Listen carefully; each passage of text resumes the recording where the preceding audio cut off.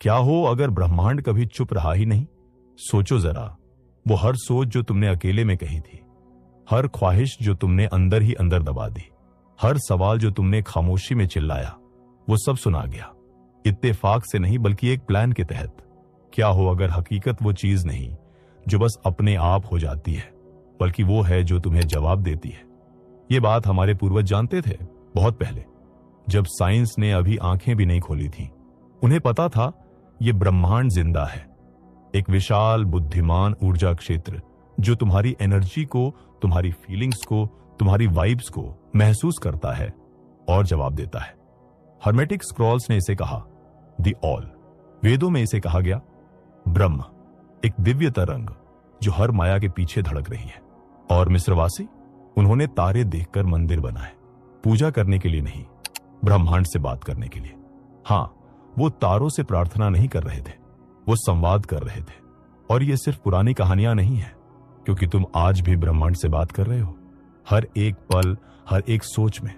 सवाल ये है, क्या तुम्हें पता है तुम कौन सी भाषा बोल रहे हो? और असली सवाल, क्या तुम तैयार हो क्रिएशन की भाषा फिर से याद करने के लिए? स्वागत है सीकर। ये कोई आम वीडियो नहीं है, ये एक चाबी है जो रहस्यशालाओं में फुसफुसाई गई, गुम हो चुकी सभ्यताओं ने पत्थरों पर उकेरी थी, और जिसे मंत्रों, चिन्हों और सितारों में छुपा दिया गया था। तुम्हें कभी अपनी जिंदगी में बेबस महसूस करने के लिए पैदा नहीं किया गया था, तुम्हें कभी अनसुना महसूस करने के लिए नहीं छोड़ा गया था, क्योंकि सच्चाई ये है, तुमने ब्रह्मांड की भाषा लेकर ही जन्म लिया था, लेकिन समय के साथ वो भाषा खो गई, शोर, शक और टूटी हुई कनेक्शन के नीचे दब गई। आज हम उसे याद करेंगे। इस यात्रा में तुम जानोगे तुम्हारे विचार और भावनाएं सिर्फ तुम्हारे अंदर की चीजें नहीं है, बल्कि ब्रह्मांड को भेजे गए वाइब्रेशनल कमांड्स हैं। प्राचीन लोग कैसे ध्वनि, प्रतीक और सीक्रेट ज्योमेट्री का इस्तेमाल कर हकीकत की बुनियाद से संवाद करते थे, और कैसे तुम खुद की इनर टेक्नोलॉजी को जगा सकते हो, वो शक्ति जो तुम्हारी वाइब्रेशन को संतुलित कर तुम्हारी दुनिया को भीतर से बदल सकती है। क्योंकि तुम यहाँ ब्रह्मांड से भीख मांगने नहीं आए हो, तुम यहाँ उसके साथ मिलकर सृजन करने आए हो। तो एक दीपक जलाओ, सांसों को शांत करो और तैयार हो जाओ उस दरवाजे को खोलने के लिए जो कभी समय के साथ खो गया था। चलो शुरुआत करते हैं। ब्रह्मांड हमेशा सुन रहा है, क्योंकि तुम खुद एक जिंदा ट्रांसमिशन हो। सैटेलाइट्स और स्मार्टफोन से बहुत पहले, अल्फाबेट्स और एंटीना से भी पहले, प्राचीन संतों और मनीषियों को यह बात पता थी, संचार भाषा से नहीं होता, ऊर्जा से होता है। हर्मेटिक ग्रंथों में लिखा है, जैसा अंदर वैसा बाहर, जैसा ऊपर वैसा नीचे। यानी तुम्हारी भीतरी दुनिया कोई निजी जगह नहीं है, वो एक प्रसारण है। हर सोच जो तुम पकड़ कर रखते हो, हर भावना जिसे तुम बढ़ाते हो, हर विश्वास जिसे तुम दोहराते हो, सब कुछ एक सिग्नल बन जाता है। और ब्रह्मांड वो एक आईना है, लेकिन आम आईना नहीं, वो कंपन का आईना है। वो ना अंग्रेजी समझता है, ना संस्कृत, ना लैटिन, वो कंपन में बात करता है, फ्रीक्वेंसी में। सोचो, रेडियो ट्यून करने जैसी बात है। तुम हर चैनल नहीं सुन सकते, सिर्फ वही जिसे तुम ट्यून हो।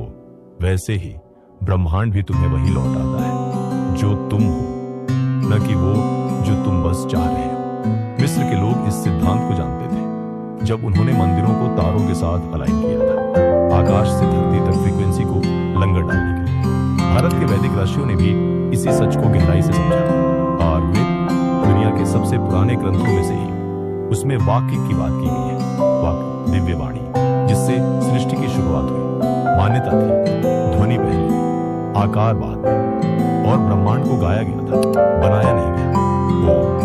वो आदि ध्वनि सिर्फ एक मंत्र नहीं है, वो एक कंपन कोड है, एक ध्वनि द्वार जो सच्चाई की बुनियाद तक ले जाता है। जब इसे भावना से जमा जाए, ये सिर्फ मन को शांत नहीं करता, ये तुम्हारी इनर फ्रीक्वेंसी को ब्रह्मांड की धड़कन के साथ अलाइन करता है। अद्वैत वेदांत में ब्रह्मांड को कोई दूसरी चीज नहीं माना गया है, बल्कि ब्रह्म, वो अनंत चेतना जो हर जगह व्याप्त है। तुम्हारे विचार और भावनाएं इससे अलग नहीं है, वो इसके भीतर ही बहती है, इसमें गूंजती है और नई सृष्टि को बुलाती है। यहां तक कि चक्र जो तुम्हारे शरीर में ऊर्जा केंद्र है, वो भी कंपन के यंत्र है। हर एक चक्र एक खास ध्वनि, रंग और फ्रीक्वेंसी से गूंजता है, और जब इन्हें सक्रिय किया जाए तो तुम्हारा पूरा ट्रांसमिशन साफ हो जाता है। वैदिक गुरुओं के लिए ध्यान सिर्फ ध्यान नहीं था, वो खुद को ट्यून कर रहे थे, एक जिंदा यंत्र की तरह ब्रह्मांड से मेल खा रहे थे, उसके साथ मिलकर सृजन कर रहे थे। उन्होंने सिर्फ प्रार्थना की नहीं, वो खुद प्रार्थना कर रहे थे। तो जब तुम सोचते हो, बोलते हो, महसूस करते हो, याद रखो तुम खालीपन में नहीं बोल रहे, तुम एक कंपन संदेश भेज रहे हो और ब्रह्मांड हमेशा हमेशा सुन रहा है। तो असली सवाल ये नहीं है कि क्या ब्रह्मांड सुन रहा है, बल्कि ये है वो अब तक तुमसे क्या सुनता आया है। ऊर्जा और कंपन, ब्रह्मांड की छुपी भाषा, जो कुछ भी इस सृष्टि में है सब कुछ कंपन कर रहा है। ये शायरी नहीं, साइंस है। उपनिषदों से लेकर क्वांटम फिजिक्स तक हर जगह एक बात गूंजती है, हकीकत की जड़ पदार्थ नहीं, ऊर्जा है। और जहां ऊर्जा है वहां फ्रीक्वेंसी होती है, जहां फ्रीक्वेंसी है वहां संवाद होता है। ब्रह्मांड की ये वास्तुकला ईंटों से नहीं, कंपन और सामंजस्य से बनी है। लॉ ऑफ वाइब्रेशन कहता है तुम्हारे विचार, भावनाएं, शब्द सब कुछ एक ऊर्जा सिग्नल है। ब्रह्मांड तुम्हारे शब्द नहीं सुनता, वो तुम्हारी वाइब सुनता है। ऋषियों ने इसे अपनी तीसरी आंख से देखा। उनके लिए कंपन सिर्फ ध्वनि नहीं था, वो चेतना का सिग्नेचर था।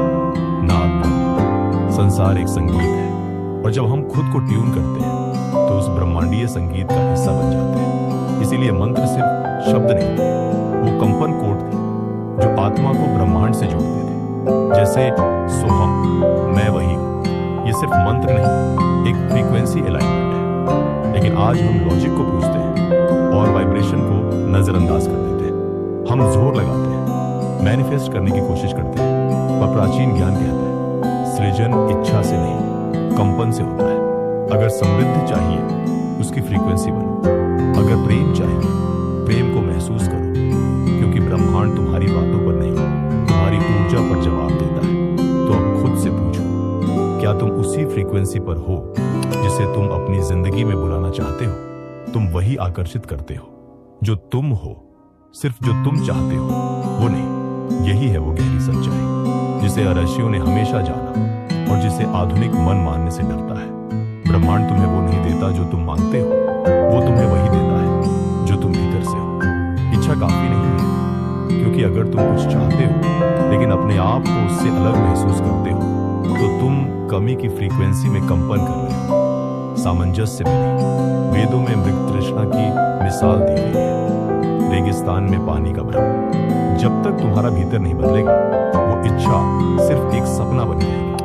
भगवत गीता में कृष्ण अर्जुन को सिखाते हैं, लगाव नहीं, समरसता में कर्म करो। जब इच्छा वियोग से आती है वो बंधन बनती है, लेकिन जब वो पूर्णता से आती है वो सृजन बन जाती है। सीधा अर्थ, जिस चीज की तुम तलाश कर रहे हो वही खुद बनो। इसीलिए कहा जाता है फीलिंग इज द सीक्रेट। अगर तुम ब्रह्मांड से संवाद करना चाहते हो तो सिर्फ सोचना काफी नहीं, तुम्हें उस इच्छा की फ्रीक्वेंसी को जीना होगा। उसे महसूस करो जैसे वो सच है।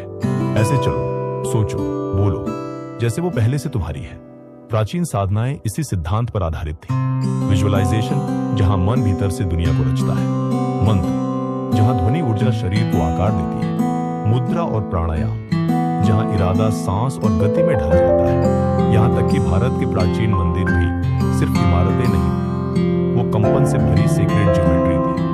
हर घंटी, हर मंत्र, हर कदम ब्रह्मांड को दिया गया एक संदेश, मैं सामंजस्य में हूं, मैं वही हूं जिसकी मुझे तलाश थी। और फिर ब्रह्मांड एक ट्यूनिंग फोक की तरह तुम्हारी फ्रीक्वेंसी से गूंजने लगता है और वही ऊर्जा वास्तविकता बनकर लौटती है।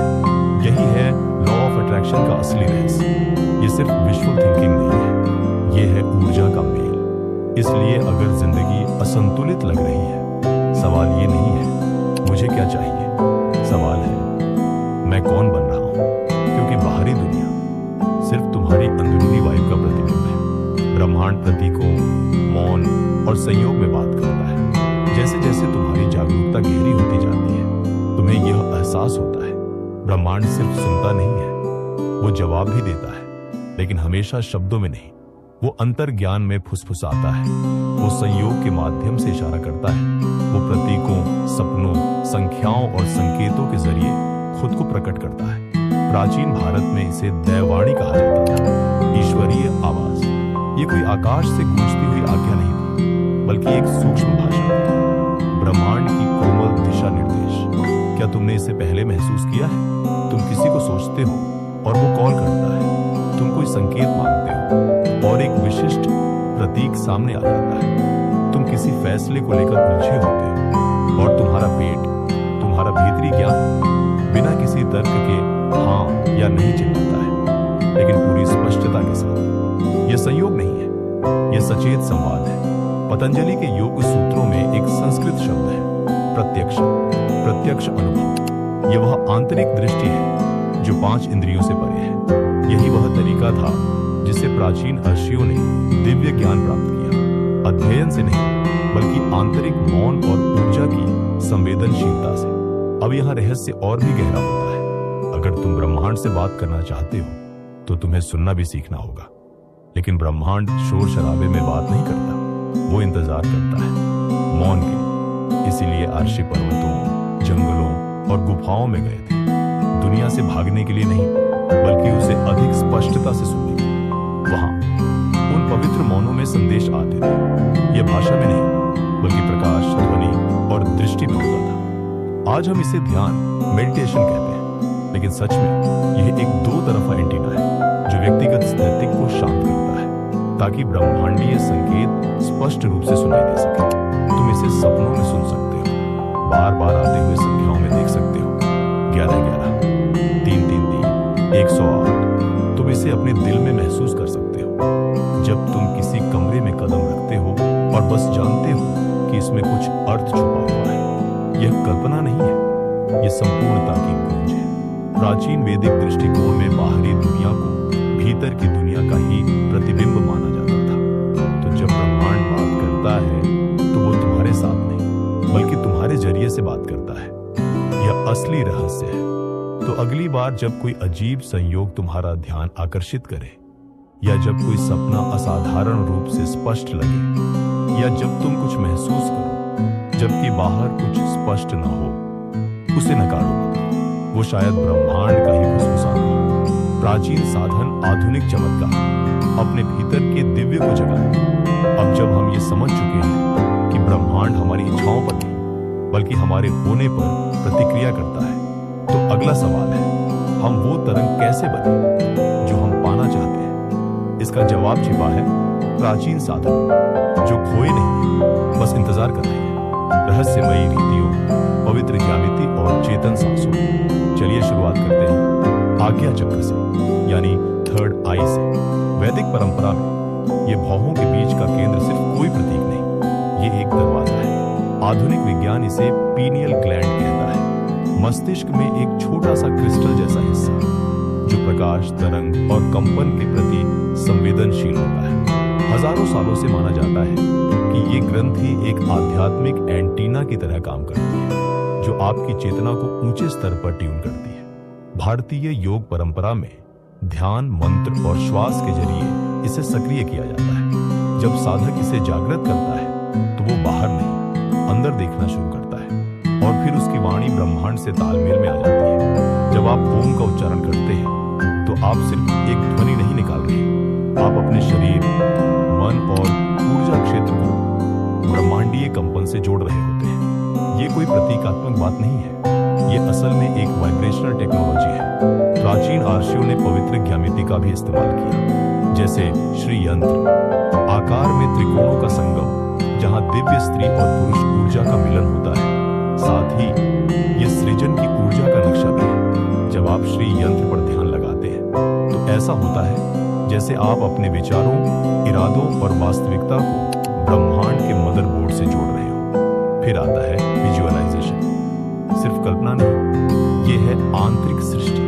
प्राचीन आर्षि जब किसी चीज की कल्पना करते थे तो वो उसे बस देखते नहीं थे, वो बन जाते थे। वो अपनी ऊर्जा और भावनाओं को उस अवस्था में ढाल लेते थे जिसे ब्रह्मांड नजरअंदाज कर ही नहीं सकता था। इसीलिए वेदों में कहा गया है, यद भावम तद भवति, जैसा भाव वैसा परिणाम। और फिर आती हैं स्वीकृतियां, संस्कृत में या अपनी भाषा में, जिनमें दोहराव से ज्यादा जरूरी है भावना। जब आप कहते हैं मैं समृद्धि हूं, मैं दिव्य प्रेम हूं, मैं उच्चतम ऊर्जा से जुड़ा हूं, तो आप हवा में शब्द नहीं उछाल रहे,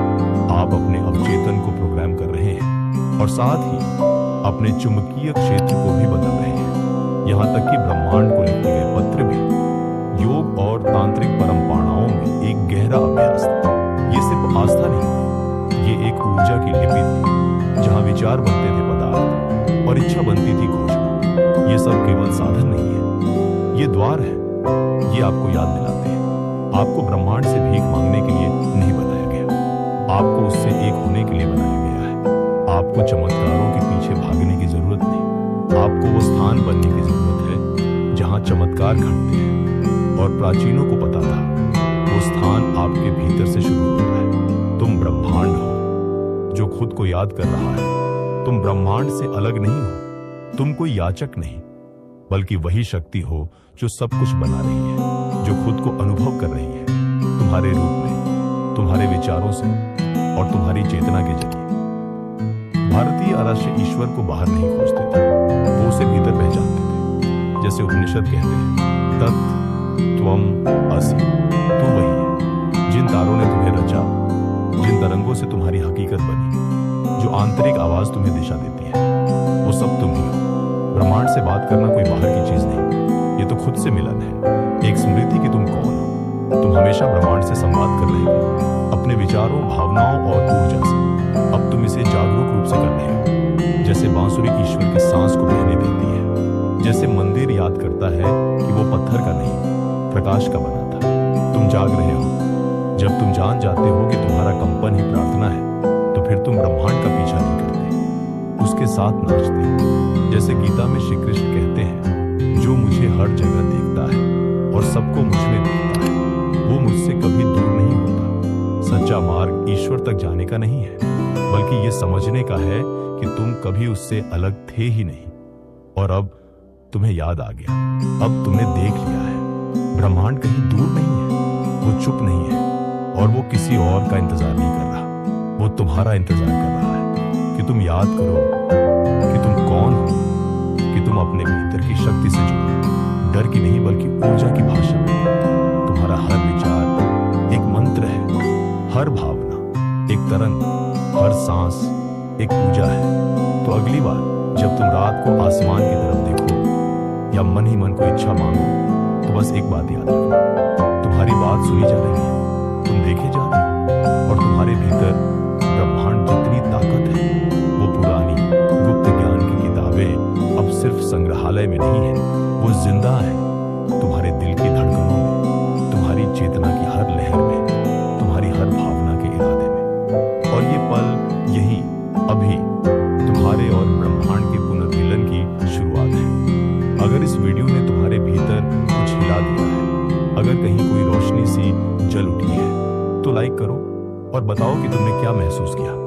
कमेंट करके शेयर करो। क्या कभी ऐसा लगा कि ब्रह्मांड ने तुमसे सीधा संवाद किया? और अगर तुम भी उन जागते हुए लोगों में हो जो सिर्फ जवाब नहीं बल्कि अपने आप को याद करना चाहते हैं, तो सब्सक्राइब जरूर करो, क्योंकि ये चैनल सिर्फ कंटेंट नहीं देता, ये एक ऊर्जा है।